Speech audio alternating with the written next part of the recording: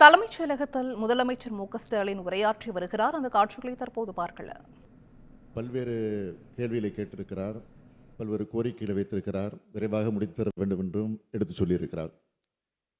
விரிவான விளக்கத்தை நாளைய தினம் நான் பதிலுரை ஆற்றுகிற போது பேசவிருக்கிறேன்.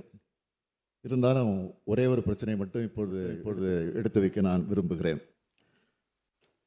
மாண்புமிகு உறுப்பினர் பேசுகிற போது காவலர் நலத்திட்டங்கள் பற்றி பேசினார். அதெல்லாம் என்ன ஆயிற்று என்று ஒரு கேள்வியை கேட்டிருக்கிறார். தமிழ்நாடு காவல்துறையில் திமுக ஆட்சியில் தான் பல்வேறு நலத்திட்டங்கள் நிறைவேற்றப்பட்டிருக்கு. அதில் முத்தாய்ப்பாக நான் சொல்லணும்னா ஒரு பெரிய பட்டியலை போட முடியும். இருந்தாலும் சுருக்கமாக சொல்ல விரும்புகிறேன். காவலர் சேம நல நிதியின் கீழ் உயிருக்கு ஆபத்தான நோய்களுக்கு 4 லட்சம் ரூபாயிலிருந்து 8 லட்சம் ரூபாயாக உயர்த்தியிருக்கிறோம். இந்த திட்டத்தின் கீழ் உள்ள உறுப்பினர் உயிரிழந்தால் வழங்கப்படக்கூடிய நிதி 50,000 ரூபாயிலிருந்து 1 லட்சம் ரூபாயாக உயர்த்தப்பட்டிருக்கு.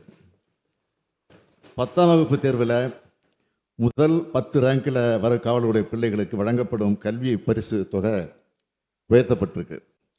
குறிப்பாக முதல் ரேங்கிற்கு வழங்கப்பட்ட 6,500 ரூபாய் என்பது 13,000 ரூபாயாக உயர்த்தப்பட்டிருக்கு. 2ஆம் ரேங்கிற்கு 4,500 ரூபாய், அது 9,000ஆக உயர்த்தப்பட்டிருக்கு. 3ஆம் ரேங்கிற்கு வழங்கப்பட்ட 2,500 ரூபாய் 5,000 ரூபாயாக உயர்த்தப்பட்டிருக்கு. 4 முதல் 10 ரேங்க் வரை இருக்கக்கூடியவங்களுக்கு 2,000 4,000 ரூபாயாக உயர்த்தப்பட்டிருக்கு.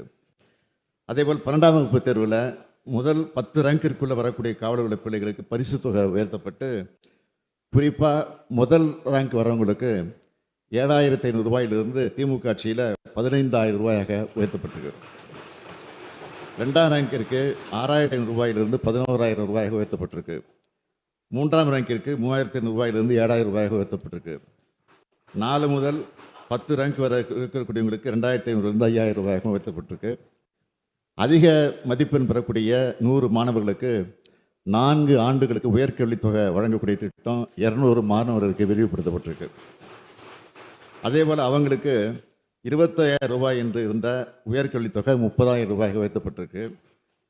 காவலரோ அல்லது அவரது வாரிசோ பணியில் இருக்கும்போது கொல்லப்பட்டால் வழங்கப்படுகிற கருணை நிதி 15 லட்சம் ரூபாயிலிருந்து 20 லட்சம் ரூபாயாக உயர்த்தப்பட்டிருக்கு. போலீஸ் இன்சூரன்ஸ் திட்டப்படி பணியில் இருக்கக்கூடிய காவலர் உயிரிழந்தால் வழங்கப்படுகிற 2 லட்சம் ரூபாய் உதவித்தொகை 4 லட்சம் ரூபாயாக உயர்த்தப்பட்டிருக்கு. மருத்துவ பரிசோதனை திட்டம் காவலருடைய மனைவிக்கும் பெண் போலீஸாருக்கும் விரிவுபடுத்தப்பட்டது. போலீஸ் உணவு சலுகைகள் ஊர்காவல் படையினருக்கும் விரிவுபடுத்தப்பட்டிருக்கு. காவலர் முதல் ஆய்வாளர் வரை 2,249 பேருக்கு சிறை தண்டனைகள் ரத்து செய்யப்பட்டிருக்கு. கருணை அடிப்படையில் 2,592 பேருக்கு வேலை வழங்கப்பட்டிருக்கு. காவலர் முதல் ஆய்வாளர் வரை இடர்படி ரிஸ்க் அலவன்ஸ் 800 ரூபாயிலிருந்து 1,000 ரூபாயாக உயர்த்தப்பட்டிருக்கு. டிஎஸ்பி மற்றும் கூடுதல் டிஎஸ்பிகளுக்கு 900 ரூபாயிலிருந்து 1,000 ரூபாய் உயர்த்தப்பட்டிருக்கு. தலைமை காவலர் வரை இருக்கிறவங்களுக்கு வாரத்தில் 1 நாள் விடுமுறை விடப்பட்டிருக்கு. காவல் உதவி ஆய்வாளர், சிறப்பு காவல் உதவி ஆய்வாளருக்கு 15 நாட்களுக்கு 1 நாள் லீவு வழங்கப்பட்டிருக்கு. தமிழ்நாடு சிறப்பு போலீஸ் பட்டாலியன் பணிபுரியக்கூடிய அனைத்து காவலர்களுக்கும் வீக்லி ஆஃப் விரிவுபடுத்தப்பட்டிருக்கு. 2ஆம் நிலை காவலர் முதல் ஆய்வாளர் வர bus pass, smart ID card 29 கோடியே 96 லட்சம் ரூபாய் செலவில் வழங்கப்பட்டிருக்கு. இப்படி காவலர்களுக்கு அறிவிக்கப்பட்ட நலத்திட்டங்களை எல்லாம் இன்னும் நாம் பட்டியலிட முடியும்.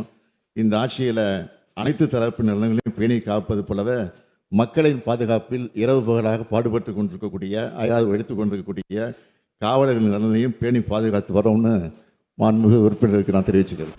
திமுக ஆட்சியில் தமிழக காவல்துறையில் பல்வேறு நலத்திட்டங்கள் கொண்டுவரப்பட்டுள்ளதாக முதல்வர் ஸ்டாலின் தற்போது தெரிவித்துள்ளார். பணியில் இருக்கும் காவலர்கள் உயிரிழந்தால் வழங்கப்படும் உதவித்தொகை 4 லட்சமாக உயர்த்தப்பட்டுள்ளது என்றும் காவலர்களுக்கு வார விடுமுறை கொடுக்கப்பட்டுள்ளது என்றும் முதலமைச்சர் ஸ்டாலின் சட்டப்பேரவையில் தெரிவித்திருக்கிறார்.